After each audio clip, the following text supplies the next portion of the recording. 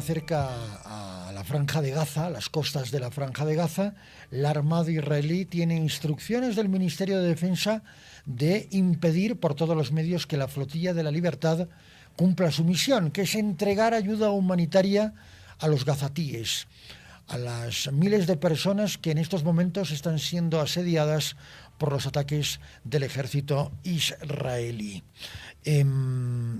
¿Tenemos ya nuestra comunicación ya prevista? Sí. Perfecto. Tenemos ya a Brian Acuña en Costa Rica. Brian, hola. Hola, buenos días, Eduardo. ¿Cómo estamos, Brian? Bien, ¿usted qué tal? Muy bien, ¿usted? ¿Bien? ¿Tranquilos? ¿Allá en San José? En San José siempre estamos tranquilos, bueno, la mayoría del tiempo, por lo menos. Eso es bueno. ¿Qué diferencia con Bolivia, donde vivimos en permanente estado de intranquilidad? En fin, son cosas de los modelos. Simplemente. Bueno, también depende mucho de la perspectiva. A veces de tanto estar conviviendo con ciertas situaciones pensamos que todo es malo, pero hay que tratar de sacarle lo positivo. Obviamente cada país tiene sus problemas y en todos lados se cuecen habas, dice el argot popular. Es verdad. La Flotilla de la Libertad cerca de las costas de la Franja de Gaza, pero va a ser muy difícil que puedan cumplir su objetivo, ¿no?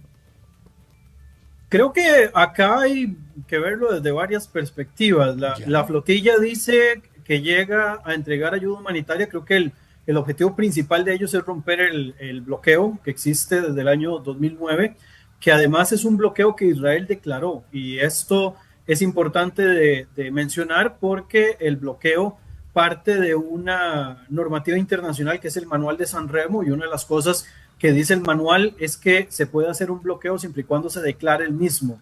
La única forma en la que un bloqueo podría ser declarado ilegal es en un tema humanitario extremo. Aún así, aunque veamos la situación de Gaza, tenemos que ver dos cuestiones importantes. Primero, la cantidad de ayuda humanitaria que están llevando estas embarcaciones no es la suficiente como para que, digamos, pueda cambiar demasiado la realidad de la Franja de Gaza, eso por un lado.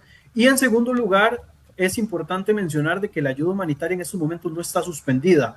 Es decir, la ayuda humanitaria está ingresando, aunque evidentemente tiene muchos problemas, principalmente con esta organización israelí-estadounidense que es la que la administra, pero la ayuda humanitaria está ingresando, ¿verdad? Hubo un lapso ahí en el cual la ayuda humanitaria no entraba, pero en estos momentos la ayuda humanitaria está entrando y lo que se va a optar en este caso es desviar a la mayoría de las embarcaciones hacia el puerto de Ashdod, que es el puerto, digamos, donde principalmente se hace ese tipo de maniobras, y a partir de ahí todo el material que ellos traigan que pueda ser utilizado como ayuda humanitaria se transfiere a las autoridades que lo van a llevar a la frontera con Gaza, y evidentemente las personas que están intentando romper el asedio van a ser reenviadas o deportadas a sus respectivos países. Estamos hablando de un puerto definitivamente seguro, pero controlado por las autoridades israelíes, ¿no es cierto?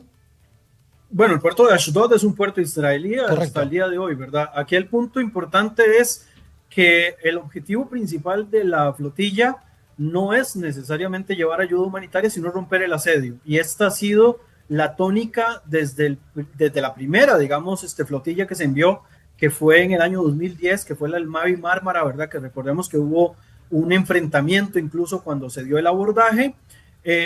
Lo que también llama la atención de esta flotilla es el día que deciden para entrar o tratar de romper el asedio. Hoy en la noche empieza el día más sagrado según el calendario hebreo, que es el día Yom Kippur, el día del perdón.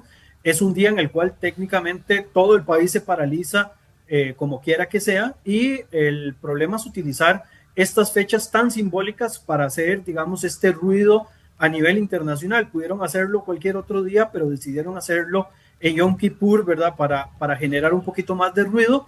Y ya Israel está tratando de contrarrestar en algunos casos. De hecho, creo que hoy a la mañana salía una información de Al Jazeera, que es el medio que está siguiendo este tema, como muchos otros, porque Al Jazeera tiene todo un tema ahí de trasfondo, en el cual mencionaban de que algunas embarcaciones militares israelíes se habían acercado a los barcos más importantes y habían bloqueado sistemas de radares y otras cosas, con la intención obviamente de poder hacer algún tipo de abordaje militar eventualmente. Si no hay resistencia, pues todo pasa exactamente igual que con la última embarcación de Greta Thunberg.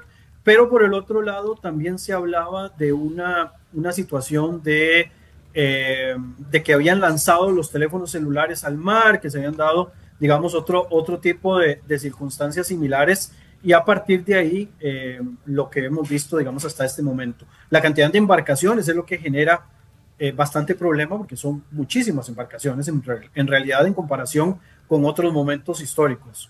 No, hay gente que ha dicho, esto recuerda mucho a la evacuación de Dunkerque, ¿no? Con tantos barcos, incluso son barcos recreativos, muchos de ellos, los que están llevando la ayuda humanitaria, no necesariamente buques mercantes, ¿no? Para allá. Exacto, por eso también es llamativa la cantidad de ayuda que dicen llevar, porque en realidad la cantidad que puedan llevar es ínfima, ¿no? Claro. No es algo que sea significativo para la población. Entonces es un movimiento meramente político, y además algunas informaciones inclusive descubiertas por una ONG como UN Watch han dicho de que varias de las embarcaciones están con gente que han sido vinculadas en algún momento política o ideológicamente con Hamas. Entonces esto también le añade una sazón, digamos, adicional, en un contexto en el cual pues vimos una decisión de Donald Trump de negociar un acuerdo de 22 puntos. Vamos a ir ahí ahora mismo. Ahora vamos a ir ahí.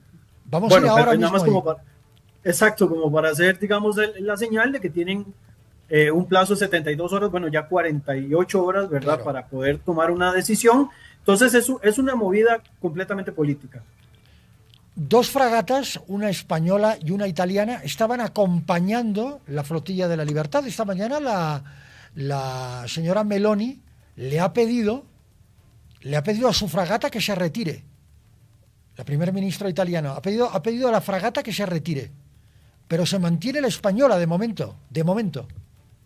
Sí, ambas fragatas apoyando, incluso, ¿no? Apoyando, resguardando. Son de apoyo más que todo humanitario. Estas fragatas no van a entrar, primero porque desde un punto de vista del derecho internacional, como son fragatas no beligerantes, a pesar de que son armadas, ¿verdad? Claro. Hasta cierto punto, claro. Son más que todo de apoyo en caso de que alguna embarcación se hunda o en caso de que haya que evacuar a alguien. Son fragatas de soporte, incluso para recopilar datos si se dan violaciones a los derechos humanos y demás.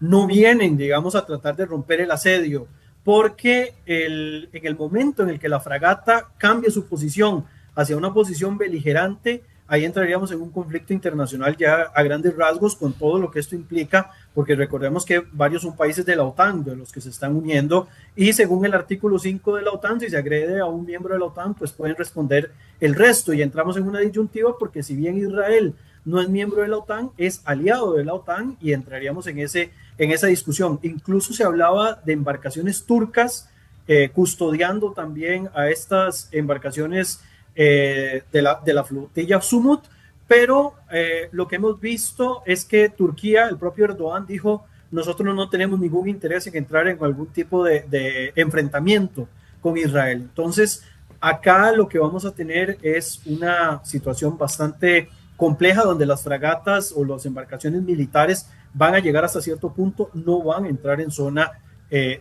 digamos, de aguas de Gaza que están bloqueadas, y no van a querer involucrarse en un conflicto. Entonces sí va a haber mucha dificultad para movilizar las embarcaciones hacia Ashdod, pero al final de cuentas creo que lo que se va a terminar convirtiendo es en una nota política periodística más que en algo que sea efectivo para la propia población gazatí, que al final de cuentas, si lo vemos desde un punto de vista, perdón Eduardo, si lo vemos desde un punto de vista humanitario, si lo vemos desde un punto de vista humanitario, no logras, digamos, gran objetivo. Acá esa es la parte triste, no logras gran objetivo humanitario, y todo es meramente simbólico, porque también el tipo de personas que llevan, influencers, políticos, generadores de contenido, o sea, parece un gran hermano más bien lo que están desarrollando en las embarcaciones.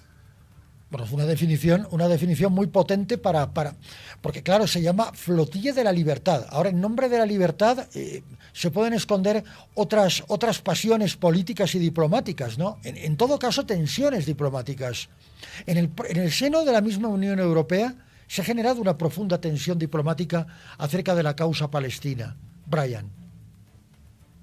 Sí, bueno, es que la causa palestina es una causa importante, o sea, hay que entender de que hay algo que es importante y es reconocer el derecho de los palestinos a poder autodeterminarse. La autodeterminación de los pueblos es un elemento que todos deberíamos de considerar y asegurar. Sin embargo, hay que entender de que este tipo de cosas tienen que hacerse conforme al derecho, ¿verdad? Y no se pueden imponer. Incluso el reconocimiento que se hizo recientemente de Palestina como Estado, que incluso algunos países importantes del G7 lo hicieron, como Gran Bretaña o Francia, etcétera, al final de cuentas termina siendo algo muy nominal y no cambia nada en el terreno. Entonces, es feo porque los palestinos que merecen autodeterminación ni siquiera cumplen con los elementos, digamos, necesarios según la Declaración de Montevideo del año de 1933 para poder ser declarados un Estado a toda ley. Entonces, este tipo de cuestiones declarativas, que además nos dejan muchas dudas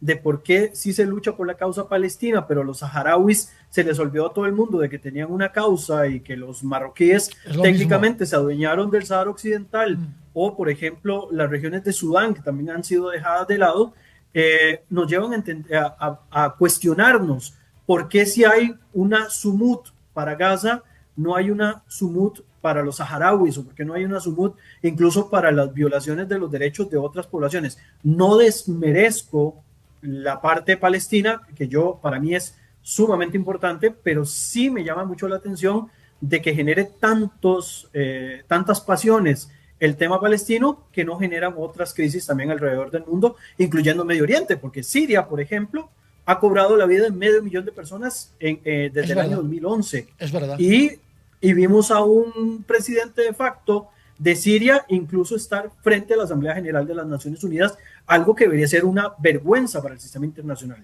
Bueno, ya lo de las Naciones Unidas ha quedado bastante desacreditado ya en los últimos tiempos. Brian, el presidente de los Estados Unidos en menos de 48 horas ha hecho dos declaraciones muy fuertes. Una, creo que es del lunes o del domingo, señalando que no va a permitir, o que él no ve la posibilidad de que Israel avance hacia Cisjordania. Esa es una. Y la segunda ya es una convocatoria, un llamamiento al diálogo y a una mesa de negociación de paz. Para eso le da un plazo de 72 horas, que ya son 48, como bien usted decía hace un instante, a Hamás, para de una vez por todas resolver este conflicto.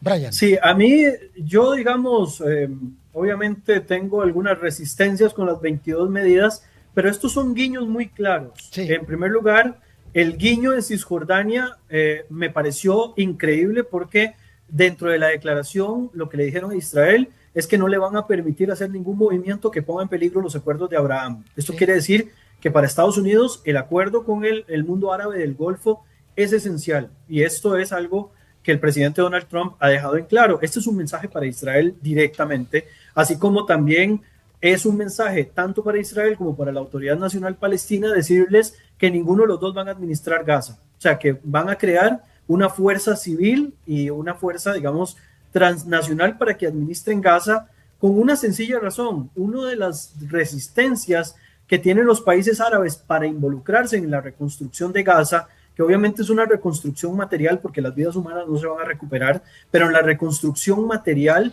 una de las resistencias que tienen los países del mundo árabe tienen que ver directamente con el hecho de que si en 5 o 10 o 20 años Gaza va a volver a quedar en las condiciones en las que están en la actualidad. Entonces, al crear una fuerza multinacional y también administrada por fuerzas locales, una especie de fideicomiso tal vez que podríamos llamar, lo que vienen a buscar es, en primer lugar, desmilitarizar completamente la Franja de Gaza, darle una nueva esperanza a la población de Gaza. Ojo, estas son medidas impuestas, estas no son medidas en las cuales le estén tomando el parecer a la población civil gazatí, se las están imponiendo, pero parece ser de que Donald Trump, o quien negoció en este caso, que fue Jared Kushner, su yerno, junto con otros miembros del gabinete o del gobierno, digamos, cercanos a Donald Trump, están entendiendo de que en el mundo islámico y principalmente en el mundo del Medio Oriente,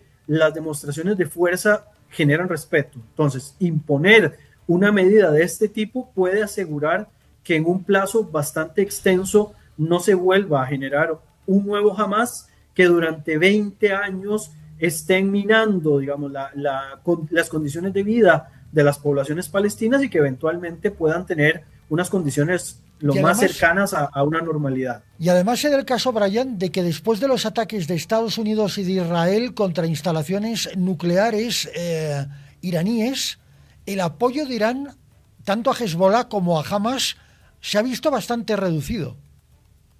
Sí, porque además ellos necesitan reformar todo su sistema, pero lo están haciendo también. Por eso es que no dejan de ser una amenaza. Veamos que Irán tiene un acuerdo de 25 años con China, en el cual se cambia infraestructura, van a recibir incluso en algún momento material militar, porque China necesita probarlo también. Eso es importante de decir, de que China en su desarrollo armamentístico necesita que en algún lugar se prueben para ver si son eficientes. Y por el otro lado, también están logrando que Rusia les financie algunas construcciones de plantas nucleares, aunque sean para uso civil, ¿verdad? Rompiendo un poco ese cerco de la prohibición de desarrollo nuclear en Irán. Y como contrarrespuesta, lo que hemos visto es una permisividad. Algunos países, por ejemplo Arabia Saudita, que firmó un acuerdo de protección con Pakistán. Pakistán es una potencia nuclear. Correcto. Con las facilidades de que Pakistán le facilite a Arabia Saudita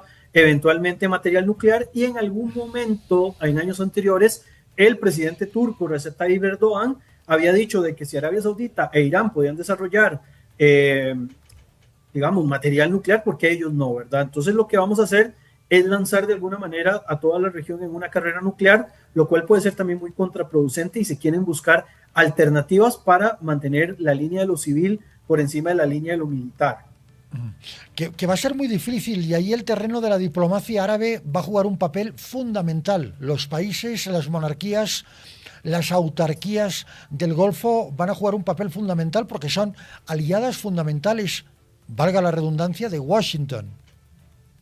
Bueno, son alianzas un poco ambiguas, porque por ejemplo Arabia Saudita es el principal vendedor de petróleo a China, tiene uno de los proyectos de 5G con China, China está apoyándolos también en infraestructura para la ciudad Neom, pero Estados Unidos puede convivir con eso, o sea, les da ciertas facilidades con la posibilidad de que eventualmente no hayan mayores cambios. Vemos también que con Turquía se les ha facilitado la posibilidad de acceder algunos aviones F-35, que son los cazas más avanzados, ¿verdad? Sí, misma oferta que se le hizo en algún momento a Grecia, pero lo cierto del caso es que en este sentido lo que busca Estados Unidos es mantener cierto equilibrio que le favorezca, ¿verdad? Obviamente todas las potencias, ninguna potencia está ahí como madre de la caridad, todos están buscando ver qué pellizcan, qué agarran, ¿verdad?